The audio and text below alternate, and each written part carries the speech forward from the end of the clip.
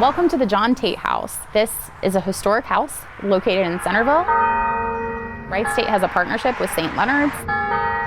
We do innovative things with our Wright State students that take them away from the bedside and give them a sneak peek at what real community nursing looks like. He's definitely wheezy. It's very helpful. It's expiratory wheezes. We are able to use the skills learned here when we actually go out to clinicals, and then I'm assuming we'll use the same skills when we actually go off to work as a nurse next year. It's never just going to be you and the patient. It's going to be you, the patient, and the patient's family. This is what macular degeneration looks like? So it gives you that opportunity to kind of like practice those communication skills with them. And he also has an oxygen tank and he's smoking. We have students who are in community health, and they are experiencing what family dynamics look like.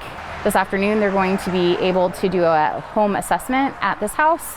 So we have some things that are there for them to find so that they can see those things when they go into public health, that they would be able to do a good home assessment. Josie has a broken arm and cigarette burns on her feet. A lot of us learn best with the hands-on approach. So this is a way to kind of be in a relaxed environment. And because it's a mannequin, like, you can make some mistakes and you can learn from those mistakes before actually applying them to the real world and with real patients.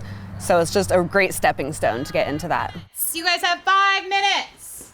Make sure you do the outside. Most of our students are going to end up Doors aren't wide enough for a walker. going into acute care, and this gives them more empathy, and it gives them a better way to prepare their patients when they are discharged. So we also have contaminants under the sink. Makes us think on our feet, use all the skills we've learned, critically think, and Let's talk about it room by room. put everything together a little bit. What's going on in Jason's room?